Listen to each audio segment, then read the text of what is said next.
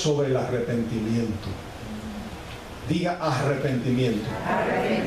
Esto es un tema que no se habla mucho, pero mire el significado de arrepentimiento. Escuche bien. Cambio de actitud, de forma de pensar y de actuar. Cambio de conducta, de actitud, de orientación y de dirección. Es simplemente un cambio de 180 grados. Cuando usted va en una actitud, llega el arrepentimiento, cambia de actitud y va hacia el lado contrario. Es un cambio, diga cambio. Y es algo que lo produce el mismo Espíritu Santo en nosotros. Vamos ahora con las evidencias bíblicas. Vamos a comenzar con el libro Segunda Carta a los Corintios, capítulo 7. Segunda Carta a los Corintios, capítulo 7.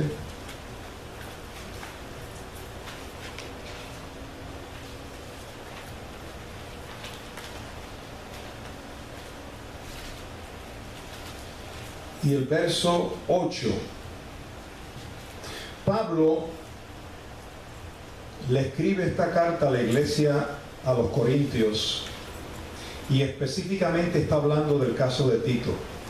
Si ustedes recuerdan, aquí se ha enseñado que el que estaba fornicando con su madrastra, allá en primera carta a los Corintios, capítulo 5, era Tito. Tito estaba en fornicación y dice que era tal fornicación era que se había escuchado por todo el pueblo ya. Y estaba fornicando con la mujer de su papá, con su madrastra. Y entonces ese fue el caso que Pablo dijo: yo lo entrego a Satanás. Satanás está destruido. Él no está diciendo que se lo entrega al demonio, sino se lo entrego a Satanás, a su propia desviación en la carne, a su propio adversario, para que su cuerpo sea destruido a fin de que su espíritu sea salvo. Pero ese hombre, con esa disciplina apostólica, ese hombre luego se corrigió, se arrepintió de su condición y fue restaurado. Fíjate. Alguien, por eso la actitud del corazón es muy importante, porque si alguien pasa por una tribulación, por una prueba o por un desliz y no tiene un corazón arrepentido, no hay restauración. Pero ¿y si tiene corazón arrepentido? ¿Puede haber restauración? No lo escuché. Sí, Dios restaura. Y ese fue el caso de Tito. Mira cómo dice Pablo en segunda carta a los Corintios, capítulo 7 y el verso 8. Porque aunque os contristé con la carta, no me pesa. ¿Ven? ¿Con cuál carta? Con la carta anterior que él escribió diciendo lo que se lo entregaran a Satanás. No me pesa, aunque entonces lo lamenté, porque veo que aquella carta, aunque por algún tiempo os contristó, verso 9, ahora que me gozo, no porque hayáis sido contristados, sino porque fuisteis contristados. ¿Para qué? Para arrepentimiento. Porque habéis sido contristados según Dios, para que ninguna pérdida padeciese por parte nuestra, por nuestra parte. Ahora mira el verso 10. Porque la tristeza que es según Dios produce ¿qué? Arrepentimiento para salvación. Fíjate, hay una tristeza que el mundo da, que la carne da, que se llama depresión. ¿Cuántos han pasado por eso? Tristeza en la carne. A veces malas experiencias, malas noticias, nos deprimimos, ese día no nos huelen ni las azucenas. Y no queremos salir de la casa, no queremos hablar con nadie. Puede ser que dure una hora, dure una mañana, dure un día, dura 3 horas. Pero a veces hay personas que llevan tiempo con esa amargura en su corazón. Y eso lo que deja son estragos. Entonces, esa es la tristeza del mundo que produce muerte. Pero hay una tristeza según Dios. Diga conmigo, tristeza según Dios. Que no es una tristeza de la carne. Es un compungir del espíritu. ¿Tú has podido discernir momentos cuando tú estás como contristado en tu espíritu? No en tu carne, no es algo de carne que tú sabes que fue que peleaste con Sutano. Es algo que a veces de pronto tú no puedes entender, pero es como es una tristeza del espíritu, Y si tú eres sensible a la voz del Señor, esa tristeza eventualmente te lleva a buscar al Señor y te rindes y te humillas y te arrepientes. Porque a lo mejor son áreas, oiga esto, a lo mejor son áreas o actitudes en nosotros que no nos damos cuenta, pero contristan al Espíritu.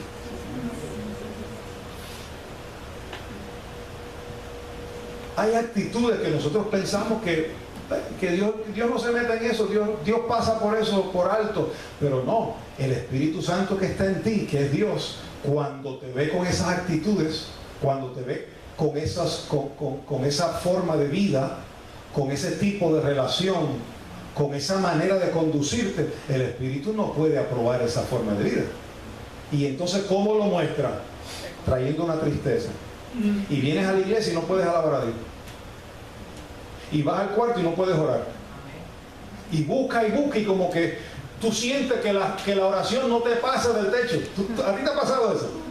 Como que Dios no te oye, como que hay algo que está contristado en ti, y es el Espíritu Santo. Entonces esa tristeza, Pablo dice, la tristeza que es según Dios produce, mira cómo dice el verso 10, la tristeza que es según Dios produce arrepentimiento. ¿Para qué? Para salvación. Fíjate, ahí no está hablando de salvación eterna, porque salvo ya estaba la iglesia ahí. ¿Cuántos están salvos ya eternamente? Ya usted está salvo. La tristeza que está hablando Pablo aquí no es una tristeza para que te arrepientas y que Dios te salve otra vez. No es la salvación eterna, es de la salvación de ese momento que estás pasando. Hay una tristeza que Dios produce en ti, un compungir, que te va a llevar a un arrepentimiento, y ese arrepentimiento te va a salvar de la situación que estás viviendo. ¿Estamos claros? Te salva de, a lo mejor, de una amargura que tienes en tu matrimonio, una amargura que tienes con tus hijos, una amargura que tienes con tu abuelo, con tu tío, que arrastras por años.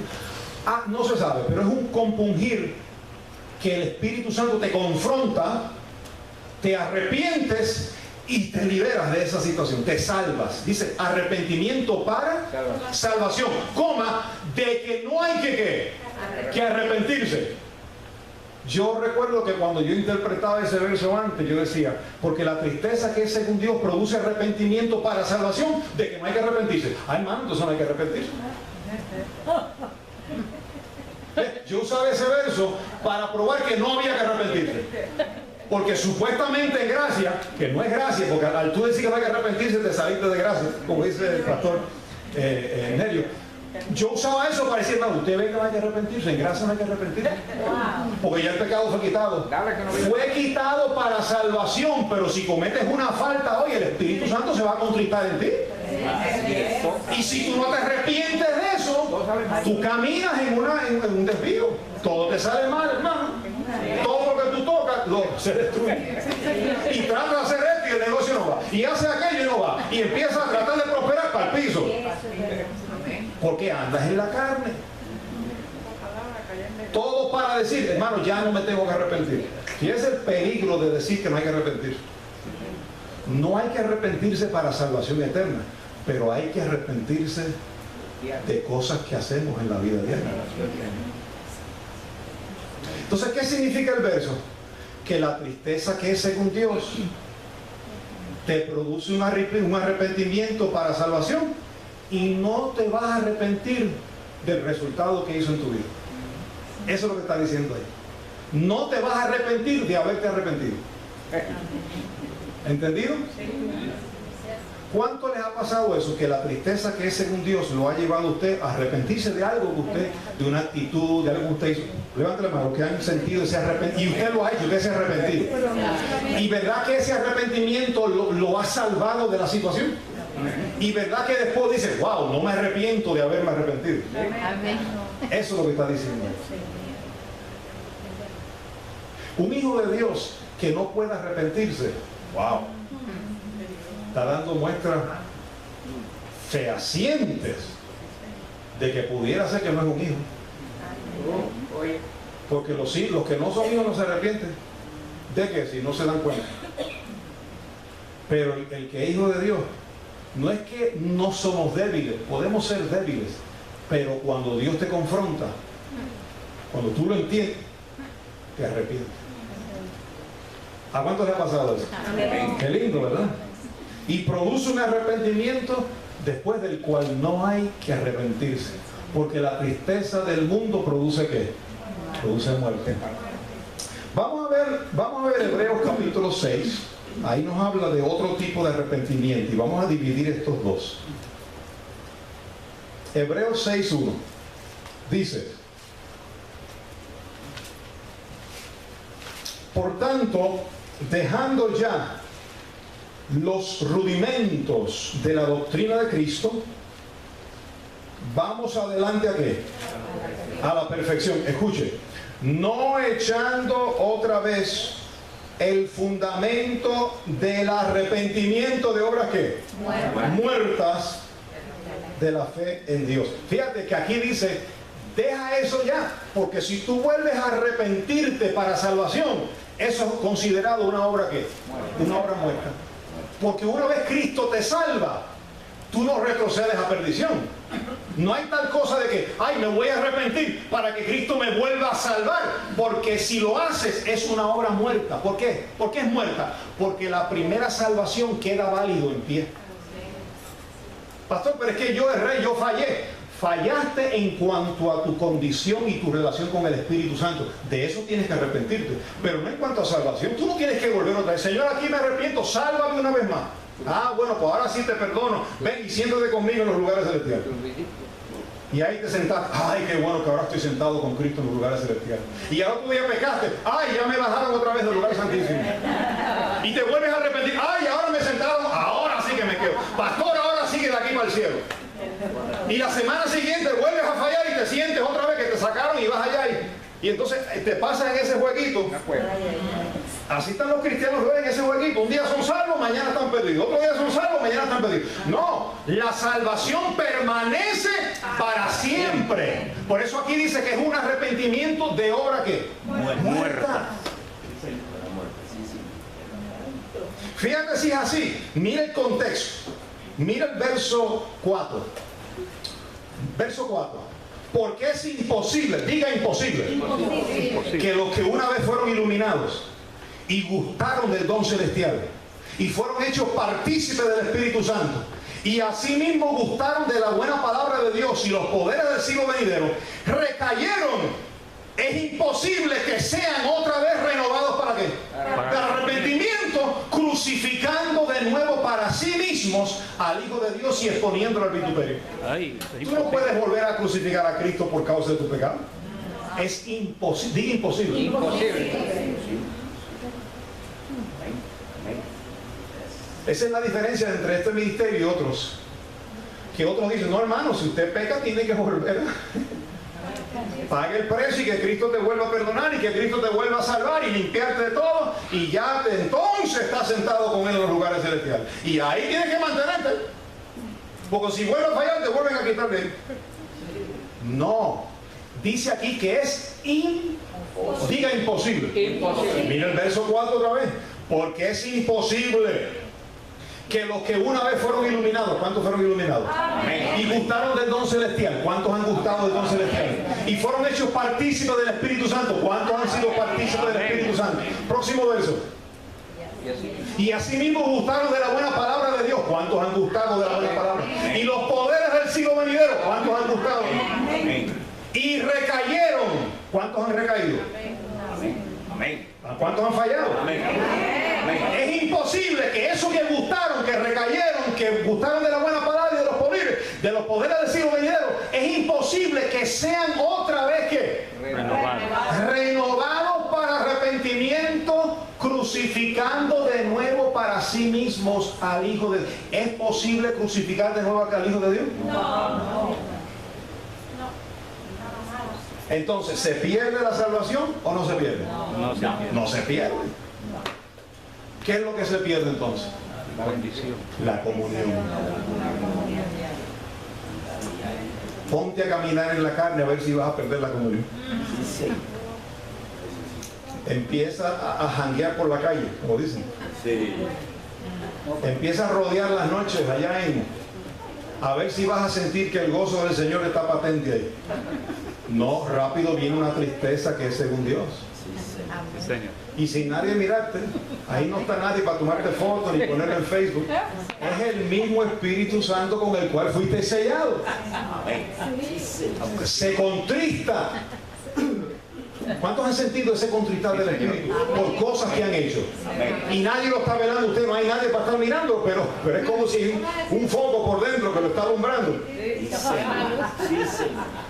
Entonces, de esas cosas hay que arrepentirse. Amén. ¿Cómo le quedó? Gloria a Dios.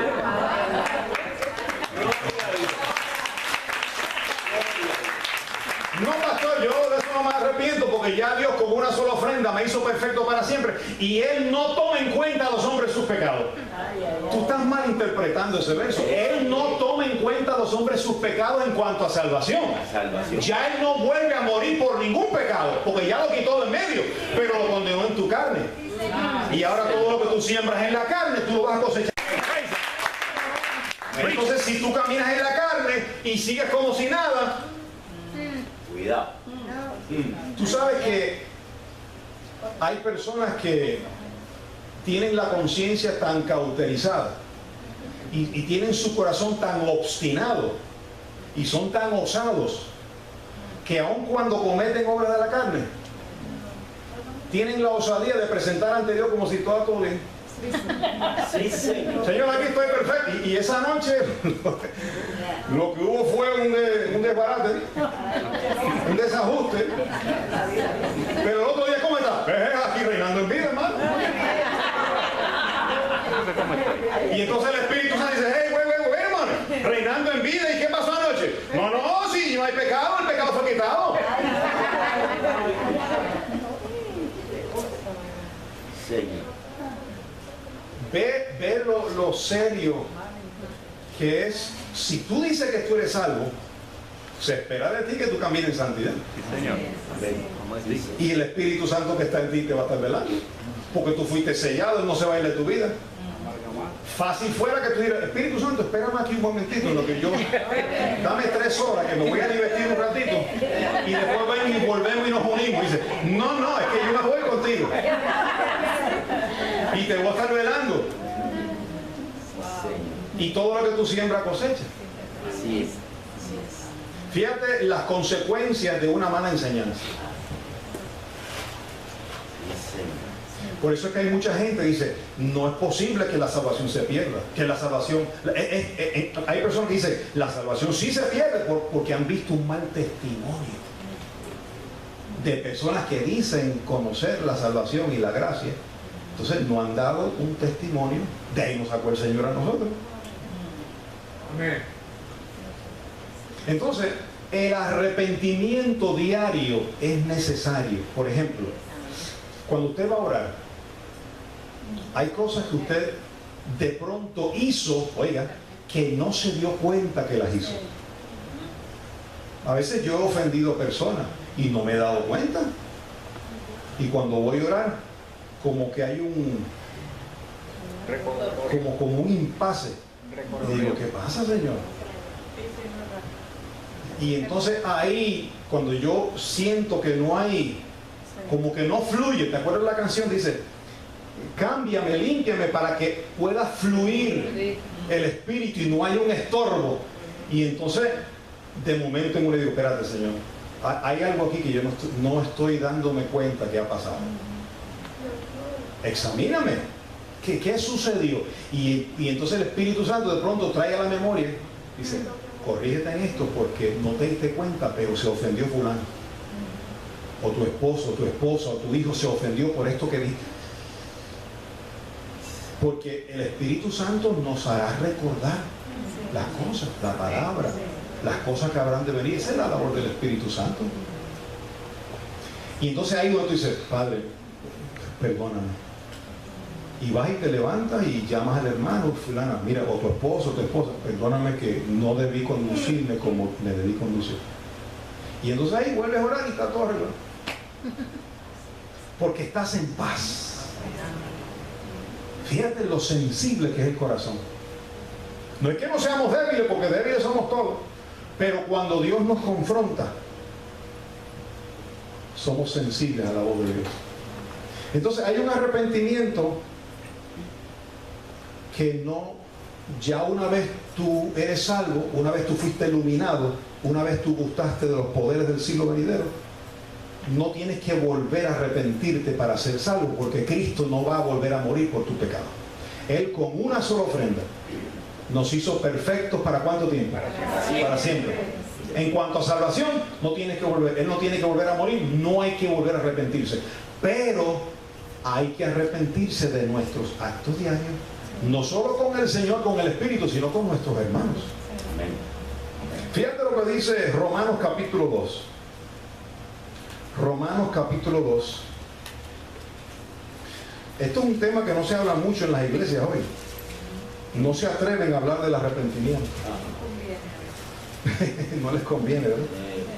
Romanos 2:4 dice: o menospreciáis las riquezas de su benignidad, paciencia y longanimidad. Oiga, ignorando que su benignidad te guía ¿a qué? La benignidad del Señor. Otra palabra, pastor. La bondad de Dios nos guía al arrepentimiento. La misericordia, cuando tú ves la grandeza, lo bueno que es Dios contigo, dices, wow, Dios es tan bueno que Él se merece que yo vivo para Él. Es como cuando alguien te ama de corazón y dice, wow, este amor es tan grande en mi vida que lo que me resta es vivir para esta persona, agradarle en todo. La benignidad del Señor nos guía al arrepentimiento. Mira cómo dice Santiago. Vamos a Santiago capítulo 5. ¿Ya?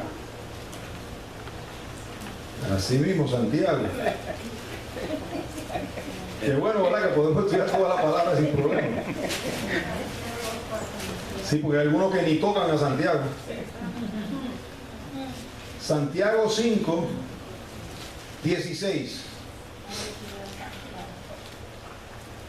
Santiago 5, 16. ¿Qué dice tu Biblia?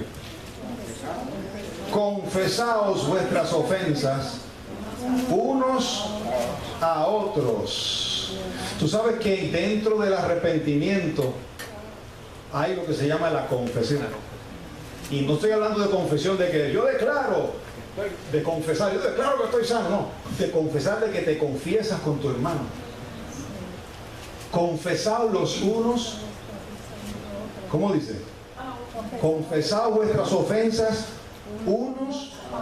No, pastor, yo estoy en un nuevo pacto. Yo no tengo que ver a nadie según la carne. Sí, tú no lo ves según la carne en cuanto a salvación. Pero si tú ofendiste a ese hermano, ese testimonio tuyo que ofendiste al hermano puede ser de tropiezo para el hermano por el cual Cristo murió. Y tú sabes lo que dice Pablo. Dice, cuando eres tropiezo contra un hermano por el cual Cristo murió, dice, contra Cristo pecáis. Le llama pecado. Ay, pastor, yo pensé que no había pecado. No hay pecado en cuanto a salvación, porque fue quitado. Pero hay pecado en tu carne. Por eso Pablo dice, no reine el pecado en vuestro cuerpo, porque ahí es que está. Entonces toda doctrina que le da rienda suelta a la carne no es de Dios. Sí, Señor. Así es. Amén. Sí es.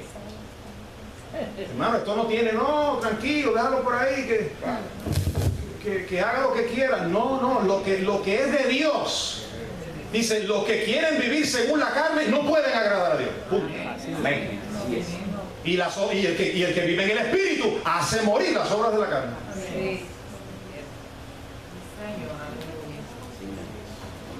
Oye, yo recibo que Dios levante este ministerio con esto bien claro. Que no titubeamos, que cada hogar, cada familia, cada hijo, cada joven, cada anciano entienda que el pecado fue quitado del medio en cuanto a salvación. Ya Cristo no vuelve a morir. Con una sola ofrenda nos hizo perfecto, pero condenó el pecado en la carne y hay que velar la carne. No para ser salvo, sino porque soy salvo. Y no quiero contristar al Espíritu Santo dentro de mí. Y si ofendí a mi hermano, le quiero confesar. Hermano, perdóneme que lo ofendí. Qué lindo, qué humildad, ¿verdad? Qué humildad cuando un hermano dice, hermano, discúlpeme que yo lo ofendí, perdóneme con mis palabras. Wow, that's humble. Es una medida, no todos hacen eso. Mire, hay unos que te ofenden y dicen, yo tengo limpia conciencia. Yo tengo limpia conciencia. Mire, tenga cuidado con eso de la limpia conciencia, porque la limpia conciencia es una limpia conciencia en cuanto para Dios.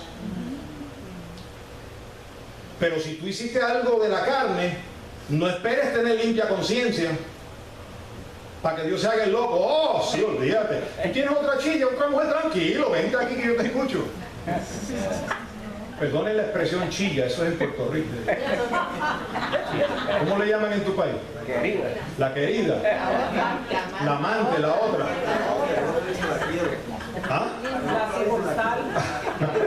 La sucursal. La capilla. Mire, ¿qué sucede? Oiga esto, ¿qué sucede cuando una persona... ¿Qué sucede cuando una persona no oye la voz del Espíritu? El Espíritu dice, no me gusta eso que estás haciendo. Y tú te haces loco. Y llega a la casa y tu mujer dice, ¿cómo está todo? Oh, todo bien. Reinando. Y vas a la iglesia y como reinando en vida, hermano, todo bien.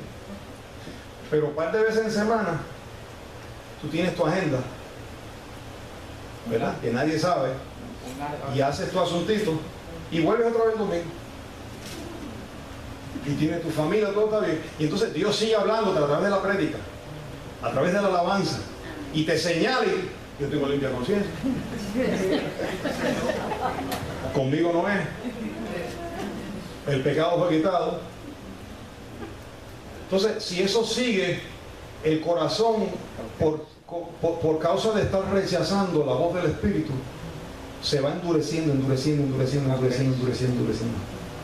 Y llega un momento en que haces las cosas que ofenden a Dios y estás tranquilo.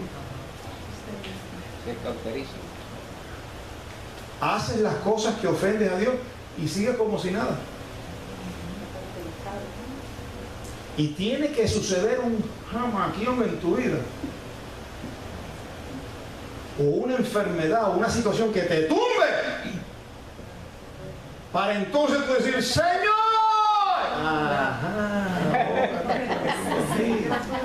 ahora estás clamando a mí. Entonces, ¿para qué llegar a ese punto? Mejor es todos los días caminar en ese corazón agradecido. Y si fallamos, Señor, perdóname por esto, mi amor, perdóname por esto, fulano, perdóname por esto. Y ya tener las cosas claras, seguir la paz con todos y la santidad, sin la cual nadie verá al Señor.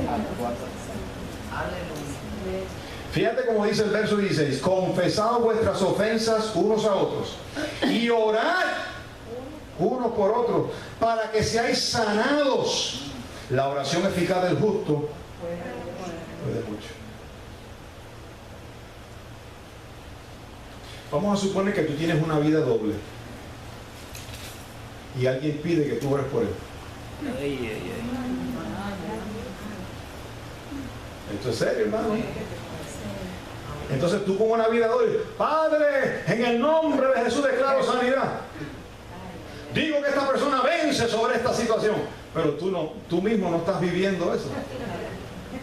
Entonces, ¿qué va a pasar? Dice, la oración eficaz del justo puede mucho. Pero si andas en la carne, ay, pastor, yo no había visto eso. Bueno, eso está ahí, ¿qué vamos a hacer con eso? Y no es que no seamos débiles, porque ¿cuántos son débiles? Amén.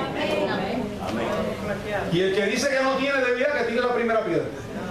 Todos somos débiles. Mira el próximo verso. Mira cómo habla. Elías, el 17. ¿Qué dice de Elías? Elías era un hombre sujeto ¿a qué? A pasiones semejantes a las nuestras. El profeta Elías era un hombre normal como cualquiera. Tenía debilidades. ¿Cuáles eran las debilidades? Mira, él de momento desafió a 400 profetas de Baal que estaban ministrándole idolatría al mismo pueblo de Dios. Y no había un profeta que se parara delante de ellos y decirle, hagan las cosas correctamente. Y Elías dijo, vamos a ver quién es Dios aquí. Y los retó. Y todos saben lo que pasó. Se empezó a burlar de ellos. Levantó un altar para que ellos ofrecieran su sacrificio. Y dijo, vamos, ofrezcan. ¿Qué pasa? Que su Dios no los escucha, está de vacaciones, está dormido. Y empezó a burlarse de ellos. Y cuando le tocó a él su turno, después de toda la noche que ellos hicieron y no hubo fuego, entonces Elías dijo, ahora viene el verdadero Dios. Llénenme ese altar de agua. Y empezó a echarle agua hasta que se corría por ahí.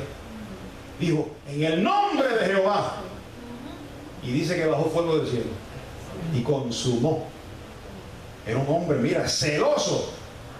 Se fue en contra 400 profetas de Baal. Pero después fue la mujer de acá, Jezabel, una mujer flaca, tranquila, sin poder, chiquita. Sabía Dios, sabrá Dios quién era, y le dijo, te voy a matar como le hiciste a los profetas. Y dice que tuvo tanto miedo que se metió en una cueva. Se enjuegó. Se asustó por la mujer que le habló. Después que él estuvo, mira, contra 400 profetas, se asustó con la mujer. O sea que era un hombre sujeto a pasiones, igual que todo. Pero Dios lo usó. ¿Cuánto tienes debilidades? ¿Te puede usar Dios con tus debilidades?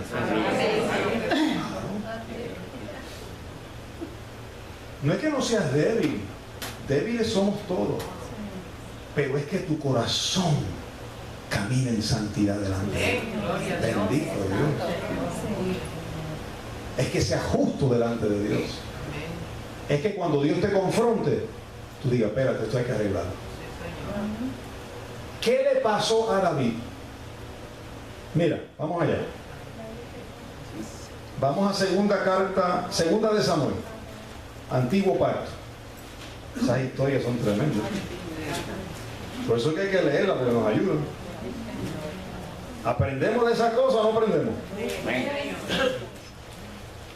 ¿Usted quiere que alguien aprenda a conocer al Señor? Dile que se meta allá en los Jueces, en Josué, Primera Crónica. Segunda de Samuel 12. ¿Qué pasa con el caso de David? David es rey de Judá y de Israel. Oiga esto. Y Dios lo había prosperado tanto. Y él estaba en la guerra siempre. Pero hubo una época, diga época, donde él bajó la guardia. ¿Verdad que hay momentos donde a veces tú estás en fuego? Pero hay épocas. Hay épocas donde como que te enfría, ¿verdad que sí? ¿Te ha pasado eso? No sé, puede ser Navidades, puede ser en verano, puede ser en días de fiesta. Cuando llega la familia, como que pierdes el fuego del espíritu, como que se apaga un poco, ¿verdad? Pues David, debiendo estar en la guerra, dice la Biblia, debiendo estar en la guerra, andaba durmiendo en el palacio a las 4 de la tarde. Y andaba paseándose por la terraza, cuando los reyes estaban en la guerra, él estaba paseando así en la ociosidad del palacio. No estaba ni orando ni peleando. Y de momento así mirando por la terraza, vio desde arriba a Betsabé. Y ahí fue que la deseó.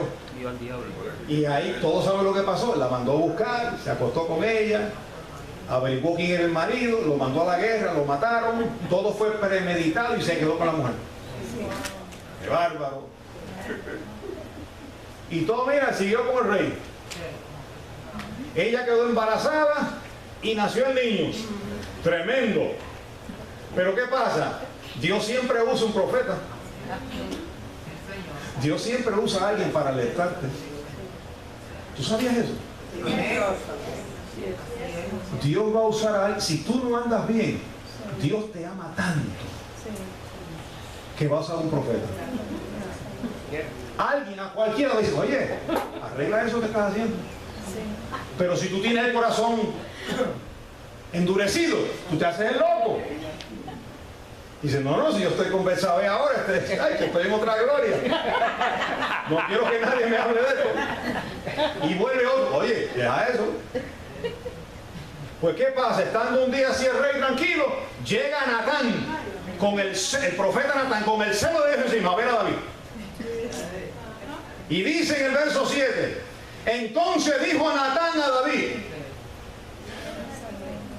empieza a contarle un cuento a él de que hay un hombre que empieza a robarse las ovejas del lado, y teniendo con parábola, tú sabes. Y tiene un montón de ovejas, pero había un hombre con una sola oveja, fue y se la robó. Y como David era un pastor de ovejas, se molestó. ¡Que muera ese hombre por haberse agarrado de las ovejas! Porque David era sensible, él sabía lo que es pastorear una oveja. Natán a David, tú eres aquel hombre. Así ha dicho Jehová, Dios de Israel, yo te ungí por rey sobre Israel y te libré de la mano de Saúl y te di la casa de tu Señor y las mujeres de tu Señor en tu seno. Además te di la casa de Israel y de Judá, y si esto fuera poco, te habría añadido mucho más. ¿Por qué pues tuviste en poco la palabra de Jehová, haciendo lo malo delante de sus ojos? A Urías Heteo heriste a espada y tomaste por mujer a su mujer, y a él lo mataste con la espada de los hijos de Amón. Por lo cual ahora no se apartará jamás de tu casa la espada, por cuanto me menospreciaste y tomaste la mujer de Urías Heteo para que fuese tu mujer. Así ha dicho Jehová, he aquí yo haré levantar el mal sobre ti de tu misma casa, y tomaré tus mujeres delante de tus ojos y las daré a tu prójimo, el cual yacerá con tus mujeres a la vista del sol. Porque tú lo hiciste en secreto, mas yo haré esto delante de todo Israel y en pleno sol. Oye, verso 13. Entonces David dijo a Natán, ¿qué dijo David? ¿Qué dijo David a Natán? Pequé contra Jehová. Esa fue la diferencia de David. Se arrepintió. Cuando el profeta lo confrontó, ¿qué dijo David? Pequé, es verdad. Lo hice mal. Y se arrepintió. Fíjate si se arrepintió, que en Salmos 32, vamos a Salmos 32. Este salmo es de ese caso de David. Salmos 32, 3. Mientras David estaba calladito con ese pecado, mira lo que pasaba. Mientras callé, ¿qué le pasó? Se envejecieron mis huesos. O sea, si tú no te arrepientes de algo que tú hiciste en la carne y lo tienes guardadito, y no te arrepientes de eso, eso envejece tus huesos. Porque es algo que no va con tu sistema. No has arreglado cuentas con eso. Dice, se envejecieron mis huesos en mi gemir todo el día, porque de día y de noche se agravó sobre mí tu mano, se volvió mi verdor en sequedades del verano. Ahora mira lo que pasa cuando te arrepientes. Mi pecado te declaré y no encubrí mi iniquidad. Dije, confesaré mis transgresiones a Jehová y tú perdonaste la maldad de mi pecado. Por esto oraré a ti todo santo en el tiempo en que puedas ser hallado. Fíjate, confesé mi transgresión y tú perdonaste mi maldad. No es que no fallemos, hermano, porque carne tenemos para fallar. El que diga que no es un hipócrita. Porque la carne que nos pusieron, hermano, contiene todo lo que había en el diablo. Por eso es que le llama a la Biblia diablo, la carne te le llama diablo. Porque tú no necesitas un diablo contridente, porque tú tienes el mismo diablo, los mismos atributos del diablo en tu propia carne. Sin tridente. Solo sin tridente. Pero somos malos en carne. Y no es que no fallemos, fallamos. Pero cuando fallemos, Padre, recibo que me corrijo en esto. Recibo que no vuelvo, esto no vuelve a recurrir para no contristarte dentro de mí. Recibo que soy obediente, que sé vencer esta situación. Porque esa es la idea. Salir victorioso. Amén. La idea es poder echar hacia adelante. ¿De qué vale que nosotros vengamos a la iglesia y seguimos redados en lo mismo? Exactamente. ¿Qué testimonio es?